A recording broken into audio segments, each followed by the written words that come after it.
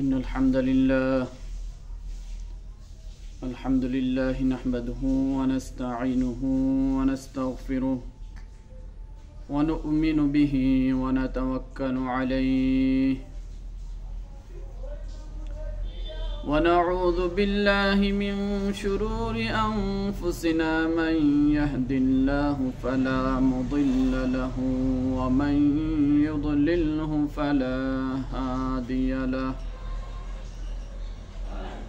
ونشهد أن لا إله إلا الله وحده لا شريك له لا وزير له ولا نظير له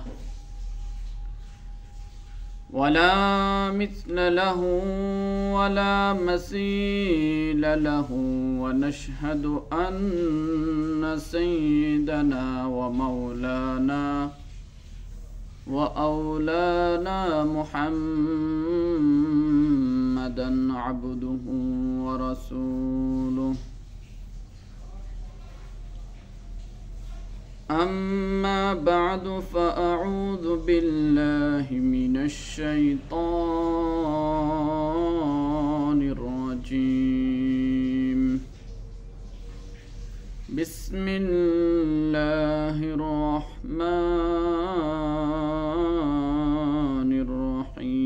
الرحيم ويل للمطففين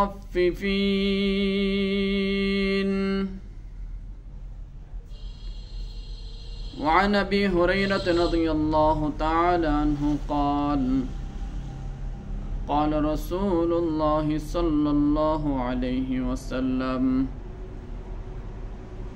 ثلاثة أنا خصمهم يوم القيامة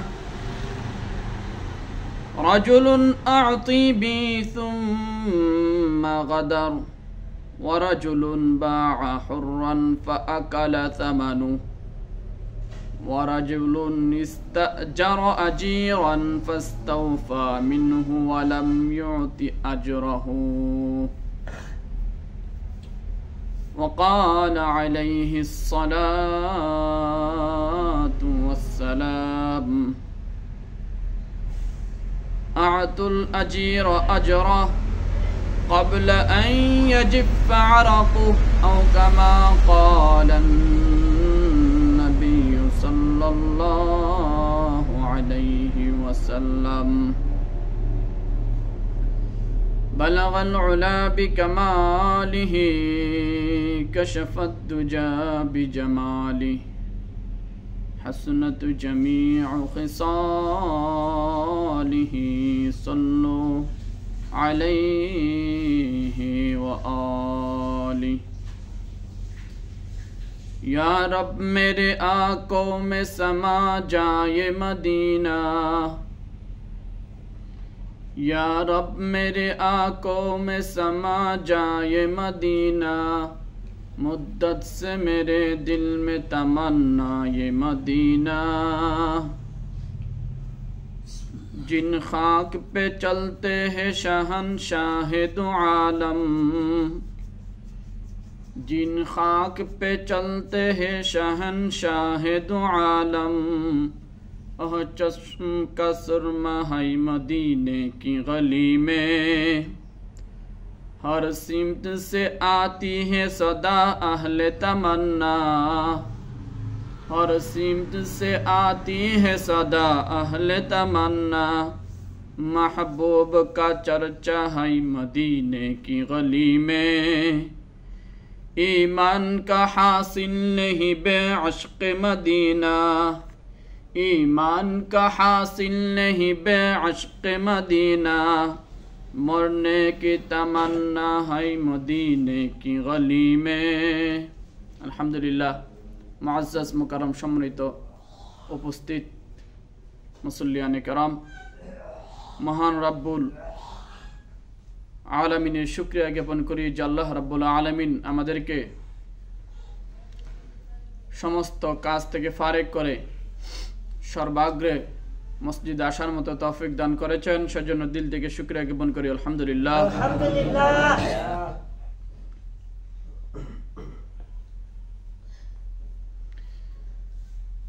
দুনিয়াতে আপনি আমি যারা আছি, এই দুনিয়া যে স্থায়ী নয় এটা আমরা সবাই বুঝি, অনুধাবন করি। এত সত্ত্বেও আমরা আমাদের মূল যে মাকসাদ, মূল যে কাজ, ওইগুলো বাদ দিয়ে আমরা যেগুলো কম প্রয়োজন অথবা নিষ্প্রয়োজন, যেগুলোর গুরুত্ব কম দেওয়া উচিত দুনিয়াতে, আমরা সেগুলোকে বেশি দিচ্ছি, আর যেগুলোকে বেশি দেওয়া উচিত সেগুলোর প্রতি সময় আমরা কম দিচ্ছি। এটার কারণ কি? এটার কারণ হচ্ছে আপনার আমার ভিতরে দুনিয়ার মহাব্বত। কারণ মানুষ যে জিনিসকে চিনে, যে জিনিসকে জানে, যে জিনিসের চর্চা তার কাছে হয়, তার মায়া মহাব্বত, তার প্রতি এশক মানুষের জন্মায়। একটা মানুষ যখন পাশাপাশি থাকে, যতই অপরিচিত হোক, তার সাথে একসময় মানুষের মহব্বত হয়ে যায়। হয় কি হয় না বলেন? হয়ে যায়। আমরা তো বাহিরে থাকছি দীর্ঘদিন, বা যারা বাহিরে থাকেন, কেউ পড়াশোনার সুবাদে হোক, কেউ চাকরি বাকরির সুবাদে হোক, কেউ কাজকর্মের সুবাদে হোক, যে কোনো কারণেই কেন বাহিরে থাকি না কেন, যখন আমরা হঠাৎ করে যাই তো সব মানুষগুলি অপরিচিত থাকে। তখন দীর্ঘদিন ওঠা বসা হওয়ার সাথে সাথে, একসাথে চলাফেরার সাথে সাথে মানুষের প্রতি মানুষের একটা সখ্যতা গড়ে ওঠে, ভালোবাসা গড়ে ওঠে, মহব্বত জন্মায়।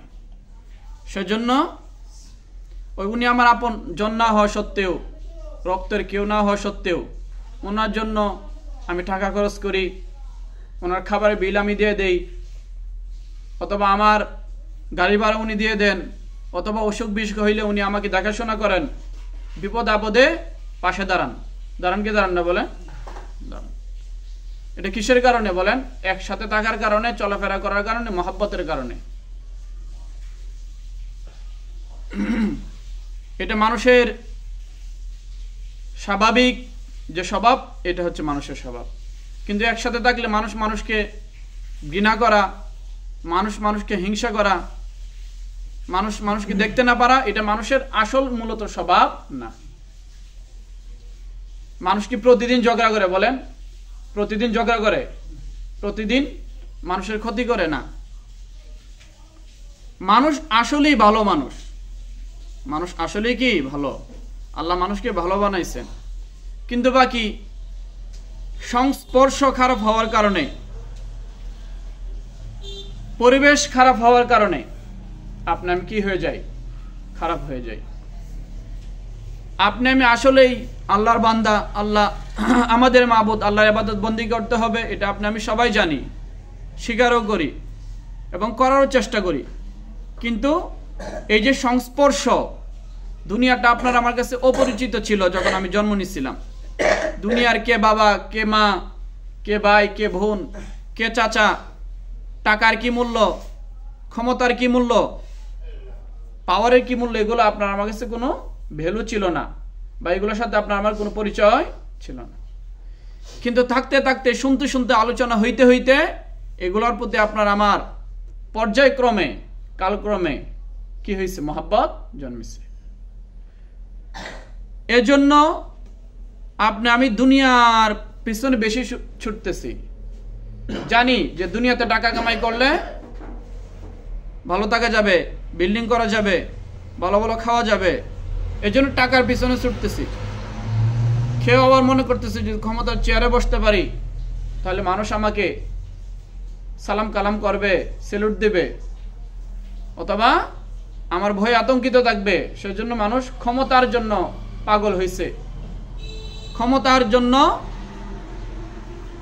আসক্তি তার ভিতরে কাজ করতেছে, সেজন্য ক্ষমতার জন্য দৌড়তেছে। যে জিনিস বুঝে, যে জিনিস জানে, সেই জিনিসের মূল্য অনুপাতে কদর করার চেষ্টা করে।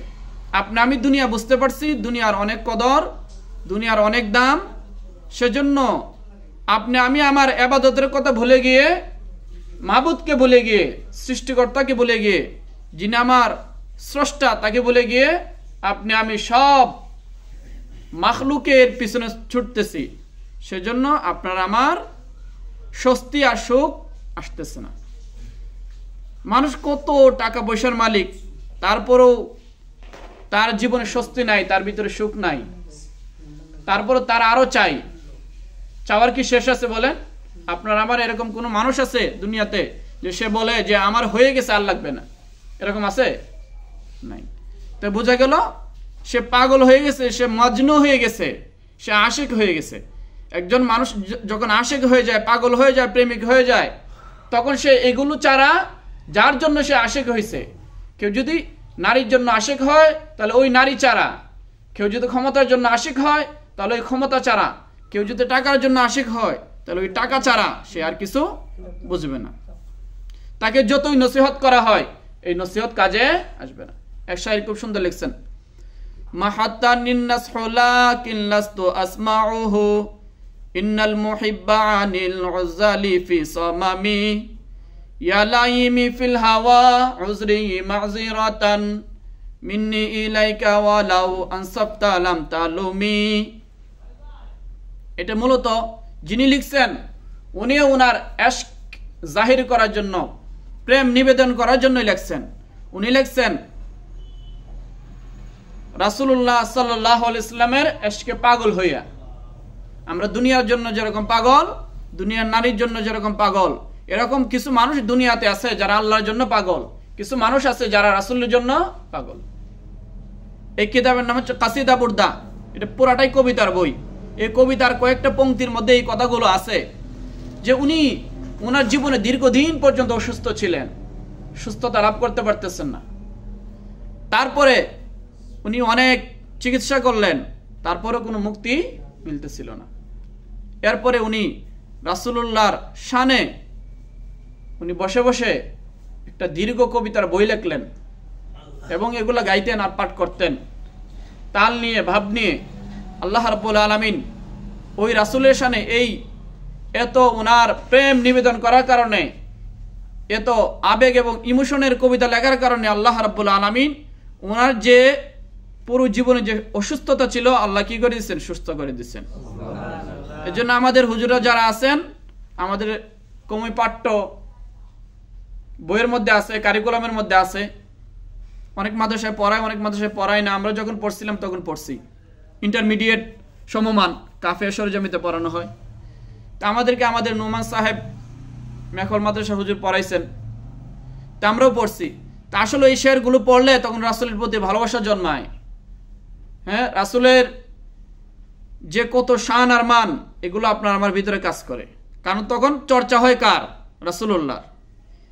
কারণ যে যে বিষয়ে পড়বে সেই বিষয়ে তার ভালোবাসা জন্মাবে, যে যে বিষয়ে জানবে সেই বিষয়ে সে লাভ করতে চাইবে। এজন্য আমরা ওইগুলো পড়তাম খুব আবেগের সাথে, উচ্ছ্বাসের সাথে। ঠিক আছে, এখনো মাঝে মধ্যে সময় যখন পাই, ঠিক আছে, কবিতার বইটা কোথায় পড়ে গেছে পাচ্ছি না, এটা আমার সাথে সবসময় রাখি। কয়েকটা পংক্তি মনে ছিল তাই বললাম। তো ওইখানে রাসূলুল্লাহর শানে উনি অনেক কবিতা লিখছেন, অনেক উনার যত আবেগ, উচ্ছ্বাস, ভালোবাসা আছে সবগুলো নিবেদন করছেন। এবং বিভিন্ন তাজরবার আলোকে দেখা গেছে, অভিজ্ঞতার আলোকে কেউ যদি এটা পড়ে পরে পরে দোয়া করে, তো এটা কোনো কোরআন এবং হাদিসের কথা নয়, অভিজ্ঞতার কথা। দেখছে খুব ভাব নিয়ে যদি পড়ে রাসূলুল্লাহর শানে, তা আল্লাহ কেউ যদি অসুস্থ থাকে তাকে শিফা দান করে। এখন কেউ যদি মনে করে এটা খতম করতে হবে, খতম করা সুন্নত, ফরজ, ওয়াজিব, তাহলে এটা আবার তরক করতে হবে, ছেড়ে দিতে হবে। কারণ এগুলো অভিজ্ঞতার আলোকে। আসলে উনার যে আবেগ আর উচ্ছ্বাস নিয়ে লেখছেন, এরকম কি আপনার আমার ভিতরে আছে বলেন? নাই। কবি যে কথা উনার কবিতা লেখেন, উনার ভিতরে যে যতটুকু ইমোশন আর আবেগ কাজ করে, এতটুকু আর পাঠকের হৃদয়ে কাজ করে না। এর জন্য উনি লেখছেন, উনি ফায়দাও পাইছেন। আর বাস্তবেও এগুলো আমরাও যারা লিখি নাই, পড়ি, তাদের ভিতরে কিছু না কিছু তাসির, এটার প্রভাব ক্রিয়া সৃষ্টি করে। এরকম আপনি দুনিয়াতে যে কোনো বই পড়বেন, এটার একটা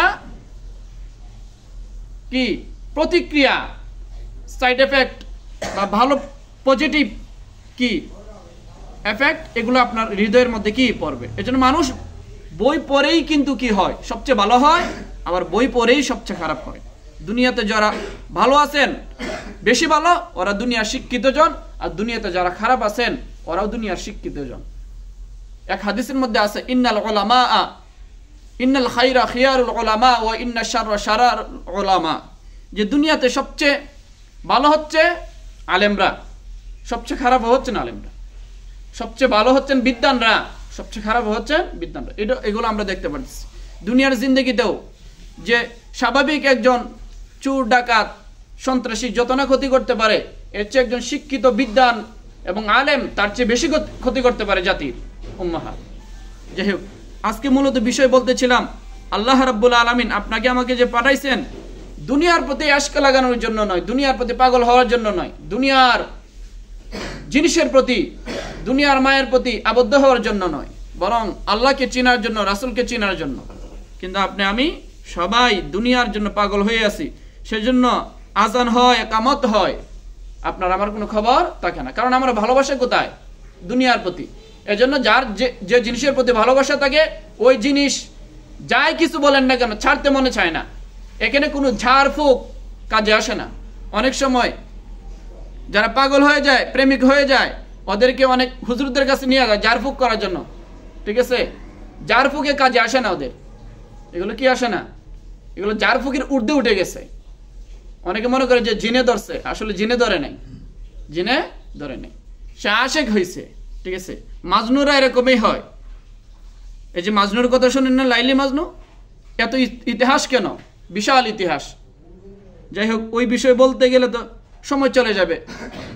এই এক কবি উনার কবরের পাশে গিয়ে লিখতেছেন, किसी ने जाके पहुंचा ए सुकून अश्क लैला अब भी बाकी है तुझे आई खस्तातन कब्र से चिल्ला के उठा मुंह से फार कर कफन अश्क बुलबुल कम न गर्दत गोले रुवत आचू चमन।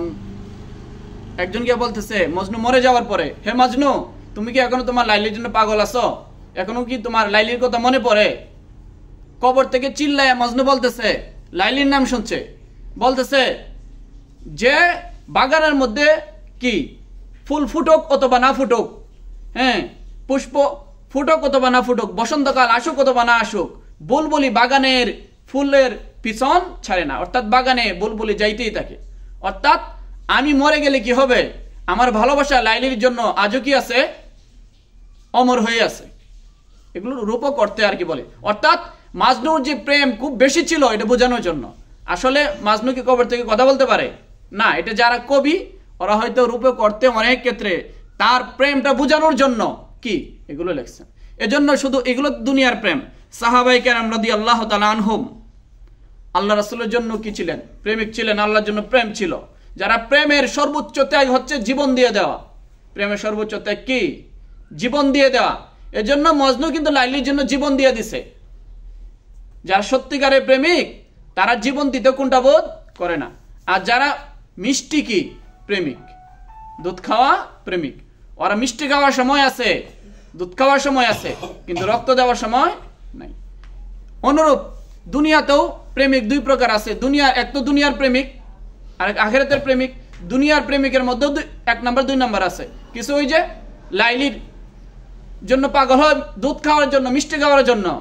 অনুরূপ আবার দুনিয়াতেও কিছু প্রেমিক আছে যে ফুসলায় ফাসলায় মেয়েকে পটানোর জন্য, কিন্তু আসলে কি তার প্রতি কোনো ভালোবাসা নাই, এমনিতেই দুনিয়ার মিষ্টি খাওয়ার জন্য।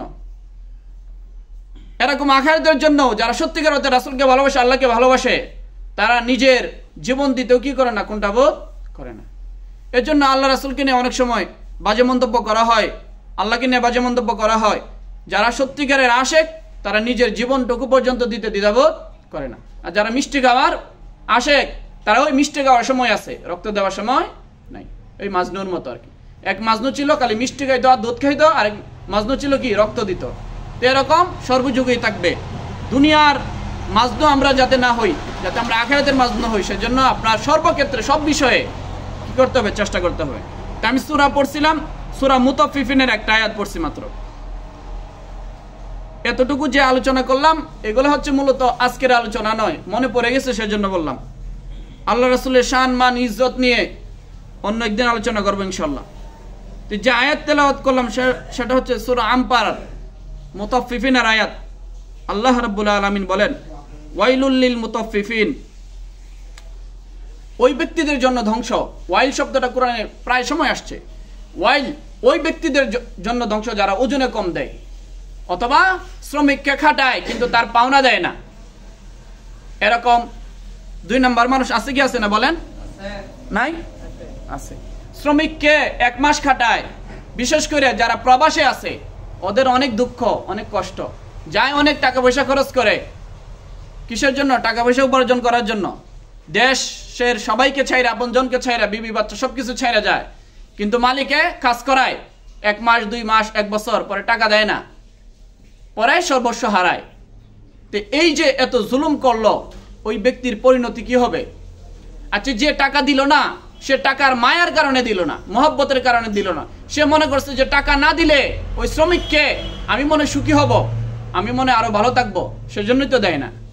কারণ তার টাকার প্রতি এত আসক্তি যে একজনকে খাটাইলো তারপরও টাকা দিল না, সে শুধু নিজে ভোগবাদী হইল। এরকম দুনিয়ার সব জায়গাতেই আছে, সব দেশে আছে। আমাদের দেশেও আছে না শ্রমিক যারা কাজ করে, গার্মেন্টসে কাজ করে অথবা মানুষের বাড়িতে কাজ করে। এই যে এখন বৈশাখ মাসে আসছে, কাজ করে কি করে না অনেক শ্রমিক? বিভিন্ন জন বিভিন্ন কাজ করে, অথবা কেউ দোকানে থাকে, কেউ চাকরি করে, বিভিন্ন জন বিভিন্ন লাইনে কি করে কাজ করে। মাস শেষে অথবা সপ্তাহ শেষে অথবা দিন শেষে তার শ্রমিকের ন্যায্য পাওনা অনেক জালেম কি করে না, বুঝাইয়া দেয় না।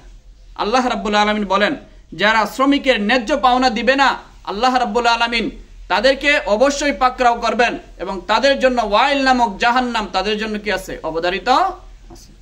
এজন্য যারা কাজ করাবো, যাদেরকে কাজ করাবো, ওদের ন্যায্য মূল্য যাতে আমি দিয়ে দিই। কাজ করাতে কোনো কি নাই, শরম নাই। শরম আছে? আমাকে একদিন একজন বললেন যে হুজুর, যে কাজ তো করি অনেক কাজ, বা অনেক মানুষ অনেক কাজ করতে পারে না। যেমন আমি চাইলেই কি বলেন পাথর ভাঙতে পারবো, ধান কাটতে পারবো? এই যে আজিজ ভাইদের মতো যারা আছে তারা কি সব কাজ করতে পারবেন? কিন্তু অনেক ক্ষেত্রে কি আপনার আমার টাকার প্রয়োজন হয়, আপনার আমার সংকট, এই সীমিত আয় দিয়ে কি করতে পারি না, সমাধান করতে পারি না। কিন্তু মন চায়, কিন্তু মন চাইলেও করা যায় না। তো অনেক ব্যাপার সেপার আছে যেগুলোকে সবর করে শুকরিয়া আদায় করে আপনার আমার চলতে হয়। এরপরে যে সীমিত আয় আছে, বা শ্রমিক যারা আছে, ওরা তো চাইলেই কোটি টাকা ইনকাম করতে পারবে না, লাখ টাকা ইনকাম করতে পারবে না। ওদের সীমিত আয়, এই আয়গুলো দিয়ে হিসাব কিতাব করে চলতে হয়। এগুলো যারা কাজ করান ওরা যদি না দেন, তে খোদার আরশ পর্যন্ত কেঁপে যাবে। খোদার আরশ পর্যন্ত কি কেঁপে যাবে। রাসূলুল্লাহ সাল্লাল্লাহু আলাইহি ওয়াসাল্লাম এক হাদিসের মধ্যে বলেন আতুল আজিরা আজরাহু ক্বাবলা আন ইয়াজিফা আরাকুহু। আল্লাহ রাসূল সাল্লাল্লাহু আলাইহি ওয়াসাল্লাম বলেন যে শ্রমিককে তার ঘাম শুকিয়ে যাওয়ার পূর্বেই তার পাওনা দিয়ে দাও। অনেকে কাজ করায়, কাজ করার পরে আরো ঘুরায়। কাজ করতে না যতটুকু কষ্ট হয়েছিল তার পিছনে ঘুরতে ঘুরতে আরো বেশি কষ্ট হয়। আছে কি আছে না বলেন? আল্লাহ রাসূল সাল্লাল্লাহু আলাইহি ওয়াসাল্লাম আর এক হাদিসের মধ্যে বলেন যে যারা শ্রমিককে কাজ করায় টাকা দেয় না, কি দেয় না, টাকা দেয় না, এদের জন্য আল্লাহ রাসূল সাল্লাল্লাহু আলাইহি ওয়াসাল্লাম কি করছেন, অভিশাপ করছেন। বলতেছেন কিয়ামতের ময়দানে আমি ওই শ্রমিকের পক্ষ থেকে বাদী হব যে টাকা দেয় না তার বিরুদ্ধে। আল্লাহ রাসূল সাল্লাল্লাহু আলাইহি ওয়াসাল্লাম 3 ব্যক্তির জন্য কি বলছেন, অভিশাপ করছেন এবং বলছেন 3 ব্যক্তির বিরুদ্ধে আমি কি হব, বাদী হব। তাদের বিরুদ্ধে কি হব, আমি অ্যাকশন নিব। আল্লাহর দরবারের মধ্যে আমি হাসরের ময়দানে আল্লাহর দরগায় এবং আল্লাহর দরবারে আমি বিচার দায়ের করব, ওদের যাতে মাফ না হয়। রাসূলুল্লাহ রাহমাতুল লিল আলামিন তারপরে বলতেছেন কি, আমি তাদের বিরুদ্ধে আল্লাহর দরবারে কি নিব, অ্যাকশন নিব। সালাসাতুন আনা খাসমুহুম ইয়াউমাল কিয়ামাতি রাজুলুন আ'তি বি সুম্মা গাদার। আল্লাহ রাসূল বলেন যে কেউ আমার নামে কসম খাইলো, কসম খায় বলল আমি কিছু দান করব, মানুষকে হোক, মসজিদে হোক, মাদ্রাসায় হোক, অথবা ইতিম মিসকিনকে হোক, কিন্তু দিল না। আল্লাহ রাসূল বলেন আমি তার বিরুদ্ধে কি নিব, আল্লাহর দরবারে আমি কি করব, মামলা দায়ের করব। 2 নম্বর ওয়ারাজুলুন বা'আর হুররান ফাআকালা সামানুহু। কোন মানুষকে বিক্রি করে দিল। আদম পাচার আছে না, মানুষকে বিক্রি করে দেয়। অথবা আগের যুগে ছিল মানুষকে কি করে, বিক্রি করে ফেলতো। যেমন ইউসুফ আলাইহিস সালামকে তার ভাইয়েরা গোলাম বলে বিক্রি করে দিচ্ছিল। ইউসুফ আলাইহিস সালামের গঠনের মধ্যে আছে এই যে ইউসুফ আলাইহিস সালামকে যে চলে বলে কলা কৌশলে ইয়াকুব আলাইহিস সালামের থেকে দূরে সরানোর জন্য বিভিন্ন কূট কৌশল কি তাদের ভাইয়েরা চালাইছিল। এর মধ্যে থেকে একটা হচ্ছে কি, ইউসুফ আলাইহিস সালামকে চোখের আড়ালে নিয়ে তারা কি করবে পরামর্শ করে, কেউ বলল কূপে ফেলে দেন, কেউ বলল কি তাকে হত্যা করে ফেলেন। বিভিন্ন কৌশল করার পরে কূপে ফেলে দিছিল। ওইখান থেকে যখন বণিকরা বিভিন্ন দেশে ব্যবসা করতে যায় তৎকালীন যুগে, তখন বণিকরা বিভিন্ন পানির সন্ধানী মরুভূমিতে ওই কূপ খুঁজতে গিয়া ওই ইউসুফ আলাইহিস সালামকে একটা মরা কূপের মধ্যে পাইছিল। তারা যখন ওই বালতি ফেলছিল ওই কূপের মধ্যে, তখন পানি না উঠে ইউসুফ আলাইহিস সালাম ওই কি বালতির মধ্যে বসেছিলেন। আর যখন উঠলেন, উঠার পরে দেখলেন কত ফুটফুটে সুন্দর একটা শিশু বালক, তখন তারা ওইটাকে নিয়ে যাইতে চাইছিলেন। তখন আবার ওই যে তাদের কি সিআইডিরা আবার লোক লাগায় রাখছিল যে ইউসুফ পালায় যায় কিনা কোথাও। সেজন্য ইউসুফ আলাইহিস সালাম যখন উঠলো ওই বালতিতে, তখন আবার তারা এসে বলল যে এটা হচ্ছে আমাদের কাজের লোক গোলাম, ঠিক আছে, ওর একটা অভ্যাস হচ্ছে আমরা কাজ দিলে কাজ করে না, এজন্য তাকে শাস্তি স্বরূপ আমরা এখানে ফেলে রাখছি। এখন তোমরা যদি নিতে চাও তাহলে আমরা অল্প মূল্যে দিয়ে ফেলবো, নিয়ে যাও, অল্প মূল্যে দিয়ে ফেলবো, নিয়ে যাও। এরকম বর্তমান যুগেও মানুষকে বিভিন্ন ধোঁকা দিয়া বিদেশ পাঠানোর কথা বইলা বিক্রি করে ফেলে। মানুষ কি করে ফেলে এখনো আছে। আল্লাহ রাসূল বলেন, কেউ যদি স্বাধীন মানুষকে বিক্রি করে ফেলে, আমি ওই জালেমের বিরুদ্ধেও আল্লাহর দরবারে কি করব? মামলা দায়ের করব। 3 নম্বর, ওয়ারাজুলুন ইস্তাজারা আজীরান ফাস্তাওফা মিনহু ওয়া লাম ইউদি আজরাহু। 3 নম্বর হচ্ছে কোন শ্রমিককে কাজ করাইলো, ওই শ্রমিক তার যে কাজ ছিল এটা সম্পন্ন করলো, কিন্তু তারপরেও ওই শ্রমিকের পাওনা ওই জালেমে দিল না, আমি আল্লাহ রাসূল সাল্লাল্লাহু আলাইহি সাল্লাম হাসরের ময়দানে ওই জালেমের বিরুদ্ধে আল্লাহর দরবারে কি করব? মামলা দায়ের করব।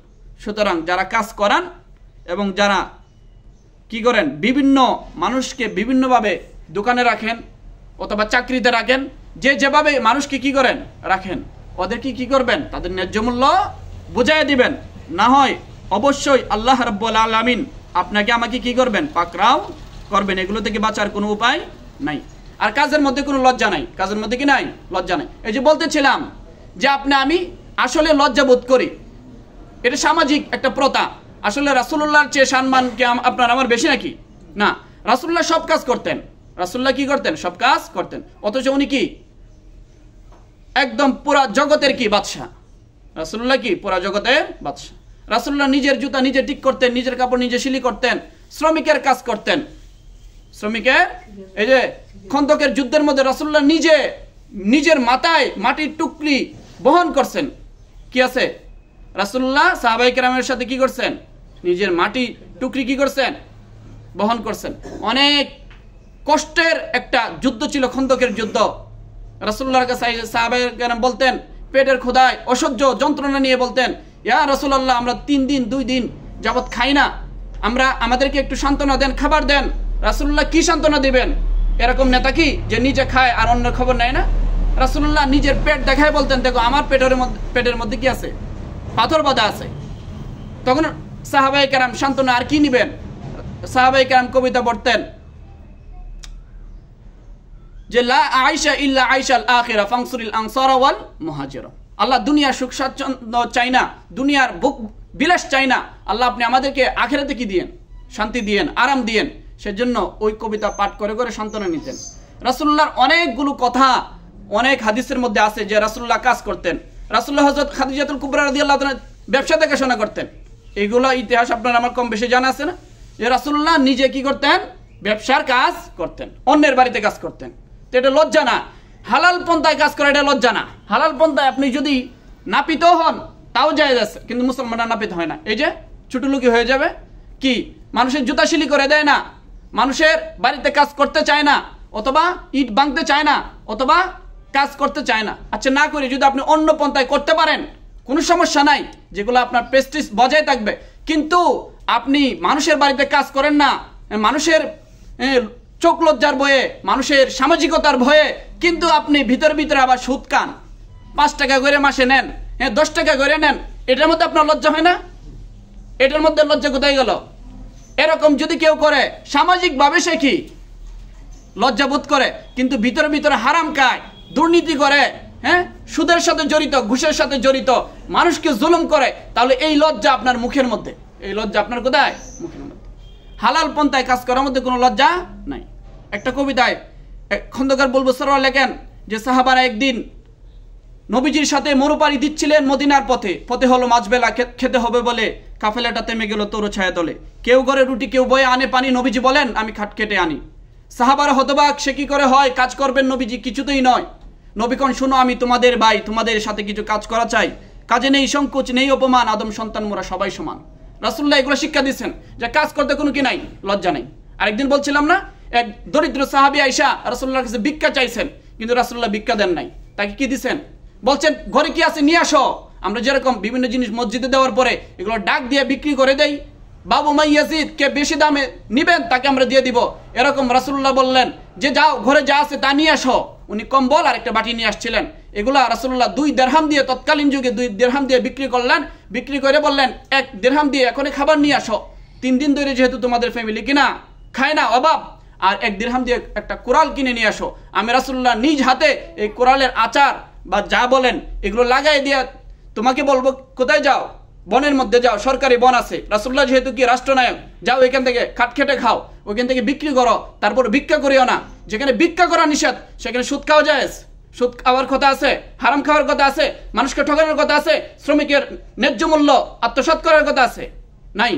ওই রাসূলুল্লাহর কাছে ওই সাহাবী এসে বলতেছিলেন 3 দিন হতে খাইতে না পাই, নাই কিছু মোর ঘরে, দ্বারা পরিবার বাড়িতে আমার উপোস করিয়া মরে।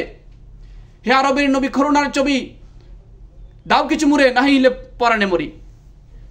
বিকেরের পানে চাহি কমল কণ্ঠে কহিলা তোমার ঘরে কি কিছু নাহি? কহিল মোর কাছে আছে কম্বল এক কানি, সম্বল তার কম্বল কানি বেচিয়া তাহার করে। অর্ধেক দাম দিলেন রাসূল খাদ্য কিনার তরে, বাকি টাকা দিয়া কিনিলা কোটার হাতল লাগে নিজে। কহিলেন যাও খাট খেটে খাও, দেখো কুদা করে কিজে। সেই দিন হতে শ্রম সাধনায় ঢালিল বিকারীর প্রাণ, বনের কাষ্ঠ বাজারে বেচিয়া দিন করে গুজরান। অভাব তাহার রহিল না আর, হইল সে সুখী ভবে। নবীর শিক্ষা করোনা ভিক্ষা মেহনত করে সবে। এটা একটা হাদিসের অনুবাদ। আর একদিন মনে হয় বলছি, এইগুলো থেকে আপনার আমার অনুপ্রাণিত হইতে হবে যে ভিক্ষা করা যাবে না। হ্যাঁ, আপনার আমার হাত আছে, পা আছে, সুস্থ আছি। অনেক মানুষ ভিক্ষা করে, এটা স্বভাব তার, কি ভিক্ষার প্রয়োজন নাই তারপর ভিক্ষা করে। হ্যাঁ, মানুষের কাছে চায়, এটা ছোট লোকি, এটা হচ্ছে ছোট লোকি। হাত পা সুস্থ তারপরও চাইবেন কেন? মানুষের কাছে সওয়াল করবেন কেন? আল্লাহ হাত দিছে কিসের জন্য, পা দিছে কিসের জন্য? আপনি সবসময় নিচের দিকে তাকান যে অনেক মানুষ আমার চেয়ে দরিদ্র দুর্বল, তারপরেও তারা চলতেছে সমাজে। আল্লাহ রাসূল সাল্লাল্লাহু আলাইহি ওয়াসাল্লাম অলসতা থেকে, নির্বুদ্ধতা থেকে এবং রোগ ব্যাধি এগুলো থেকে আল্লাহর কাছে আশ্রয় চাইছে। আল্লাহুম্মা ইন্নী আউযুকা মিনাল হাম্মি ওয়াল হুজনি ওয়া নাউযুকা মিনাল আজজি ওয়াল কাসলি ওয়া নাউযুকা মিন গালাবাতিদ দাইন ওয়া কাহরির রিজাল। আল্লাহ রাসূল বলেন আমি অলসতা থেকে পানা চাই, আমি দরিদ্রতা থেকে পানা চাই, এবং আমি কি অসুস্থতা থেকে পানা চাই, আমি নির্বোধ হওয়া থেকে পানা চাই, আমি পেরেশানি থেকে পানা চাই। এগুলো পড়বেন, দোয়া কালাম পড়বেন, আল্লাহর কাছে আশ্রয় চাইবেন, ইনশাআল্লাহ আল্লাহ ভালো রাখবেন, সুন্দর রাখবেন। আল্লাহ আমাদেরকে সবাইকে সুন্দরভাবে সুখী জীবনযাপন করার মতো হালাল পন্থায় আল্লাহ রাব্বুল আলামিন সবাইকে তৌফিক দান করুন। ওয়া আখির দাওয়ানা আলহামদুলিল্লাহি রাব্বিল আলামিন।